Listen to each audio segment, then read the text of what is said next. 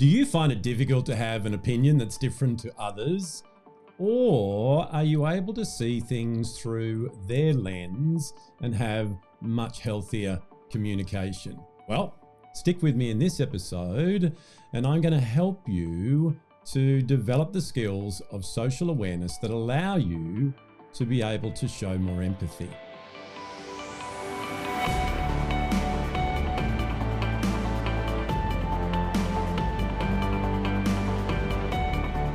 Hi, this is Grant Herbert, Emotional Intelligence Speaker and Trainer of the Year and Master Coach Trainer. And today I'm going to continue our conversation in the third quadrant of emotional intelligence and help you to understand and use the power of empathy. Henry Ford once said, "If there is any great secret to success, it lies in your ability to put yourself in the other person's place and see things from their point of view as well as your own." The challenge is in our fast-paced world, this lockdown pandemic world where social media is the main way that people communicate, I experience every day a lack of empathy. I see people looking at things clearly from their own perspective. And it's something that I've got to work on every day as well. So what we're going to do is we're going to have a look this week at why that is and what we can do instead so that we have great communication and better relationships. The first problem I see is people having tunnel vision. So we're really focused on what it is that we're doing, and we need to be in a lot of cases.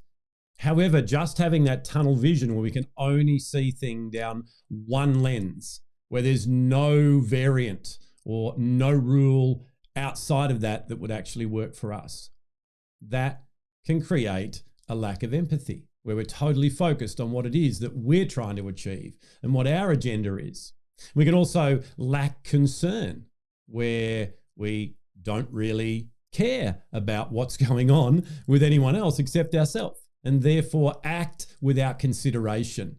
And that can have an effect on our relationships, it can have an effect on people's lives, and it can create disengagement. But when we learn the skills of empathy, when we become more attuned to others, tuned into what it is that they're saying, what it is that is their perspective, and understanding that, when we become sensitive to it, like when we bite into an ice cream and it puts that feeling in our teeth, we understand what it is that they could be going through, where we feel the unspoken, just like when a great singer sings a song, and not only do we hear the lyrics, we feel the experience. And the end result is we end up being committed to collaboration rather than conflict. How can we work together so that we can all go through life and have our own views without all this conflict? So to do that, we need to develop this competency of emotional intelligence called empathy. So before we have a look at what empathy is, I'd like to just unpack what it isn't, because I see a lot of times people misunderstand or have a different view of what empathy is, and therefore they see it as something that's a weakness rather than a powerful strength. So if we go on one end of the scale, we've got apathy, which is, I don't care. I don't have any care about what it is that is in your situation. Totally oblivious to it, and I'm not getting involved in it. And then on the other side of the scale, there's sympathy, which says, I can see what you're going through and I feel sorry for you. Both apathy and sympathy can create thoughts and behavior which don't serve the other person, don't serve us, and definitely don't serve the greater good. So what we want to do is we want to learn the skills of empathy. So let's unpack what it is and then have a look at what we need to know so that we can learn it, develop it, and then use it in our daily life. Empathy is sensing other people's feelings and perspectives and taking that into consideration when we are working with them. It's taking an active interest in their concerns, not necessarily needing to do anything about it, but allowing that to be the lens that we look through when we are working with them and trying to understand what it is that they're going through in their world. So let me unpack 5 key principles that we need to consider so that we can walk down this path of empathy. The first is to balance your concern. So I've already talked about the fact that we have apathy, which means we don't care, sympathy, which means we feel sorry for you, and empathy, which means I want to understand what it is that you're going through. I want to understand your perspective. So we have to make sure that we do this in the correct balance, because it's okay to have empathy for people. However, sometimes we need to actually get involved because it's something that is within our control and it is something that it is right for us to get involved with. Other times, we just need to understand. We need to be able to give them an environment where they can be just heard, where we can navigate the communication that we're having with them through that lens of understanding. So whenever you are involved in a situation that requires empathy, what you need to do is also look to see whether or not, A, there's a need, B, they want you to actually get involved and help them to do something about it. It's like for many years when I was growing up, right at mealtime, World Vision would put the images of starving children on the screen. The emotions that would well up in me as I saw that could either get me to do something about it and play the part that I could, or just feel sorry for them, or even feel bad about myself and not eat my dinner because I had food and they didn't. And this is a great example of having a balance around this. So what I did, I made sure that I did what I could as a child to not waste the food that I had. It allowed me to be more grateful for what it is that I had. And then as I grew up, I was able to get involved in doing what I could to raise money to help that cause, to actually sponsor kids around the world, to do Oxfam runs and the like, so that I could actually get involved. And that's the balance of not just feeling sorry for them. I actually felt what they were going through, and then I was able to do something about it. So whenever you are in a situation where you're seeing someone going through something, what you want to do is discern through your logical brain what it is that you could do to ease that burden of what they're going through. And to be honest, a lot of times there's nothing practical that you need to do. It's just listening and understanding that really, really helps. Number 2 is listening is the key. A lot of times in conversations, we're just communicating to be heard. Yet when we want to be empathetic, we need to really tune into what the other people are saying. And that takes the skill of active listening. Active listening says, I'm listening not just to hear what you're saying, I'm listening to understand. I'm actually present right here, right now, and that's all I'm focused on, so that I can get the cues and the clues and the understanding that I need to be able to see it from your perspective. So to do this, we need to shift our focus. We need to shift our focus from ourself and our own opinion, our own idea, our stance, our agenda, if you like, and we need to give full attention to the other person. So the second thing that we need to work on and build up is our ability to actively listen. Number 3 is to hear the emotions, whether it be written text, voice, body language.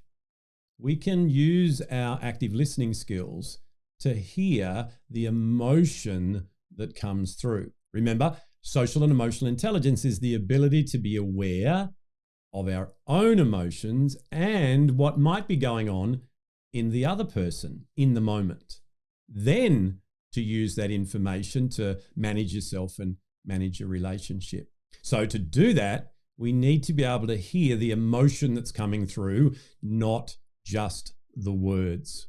We need to be able to use that reflective listening to ask questions so that we get that understanding.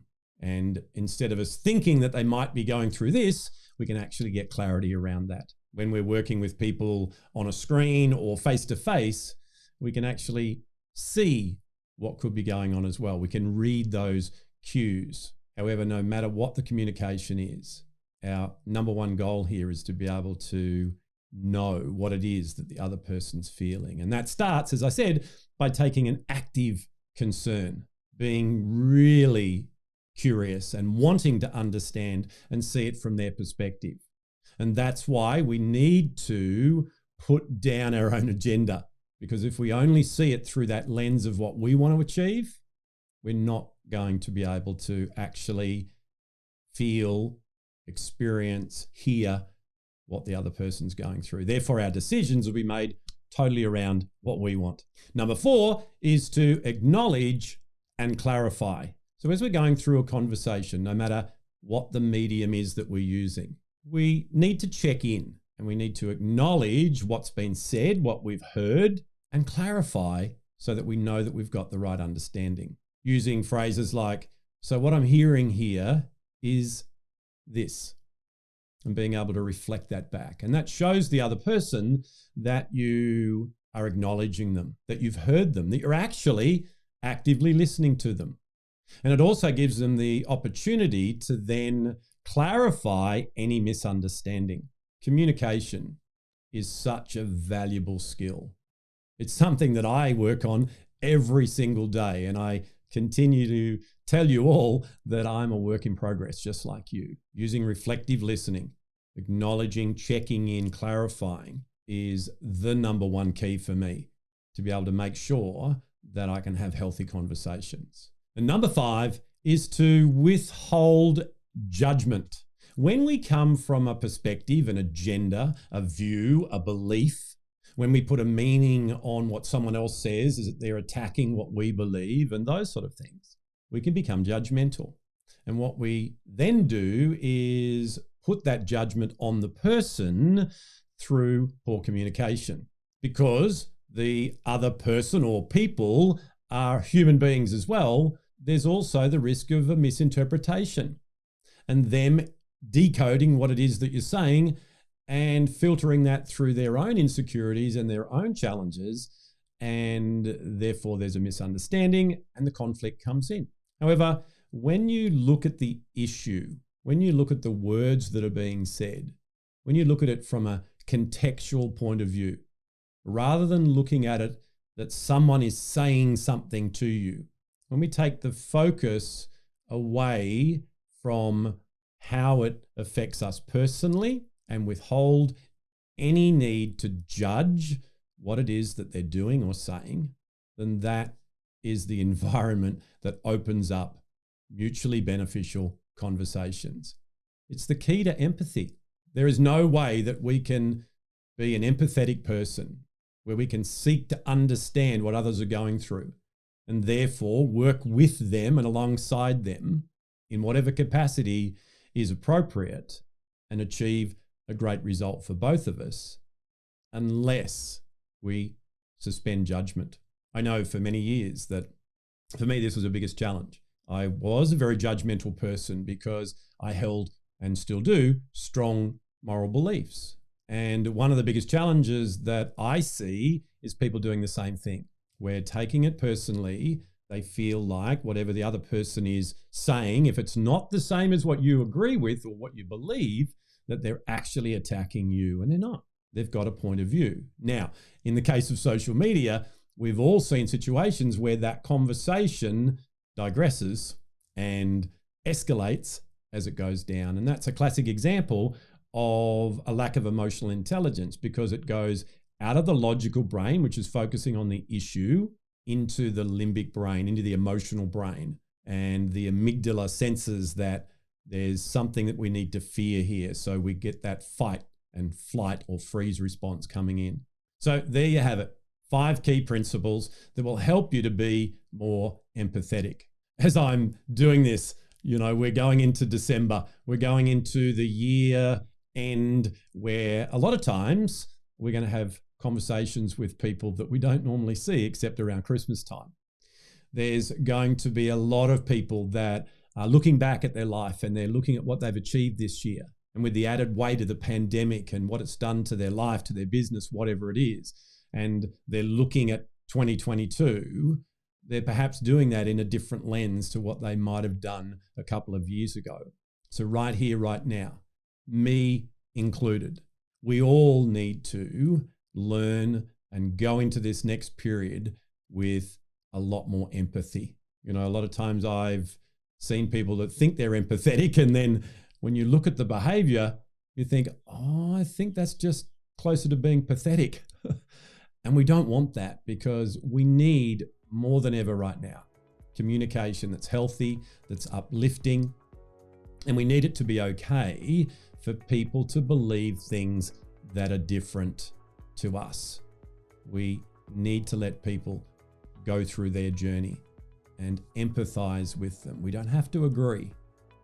We can make that communication and that relationship a lot more fun for both of us. Well, that's it from me for another week. Join me again next week as we continue this conversation in the third quadrant of emotional intelligence, social awareness, by looking at the skill of situational awareness. I'll see you then.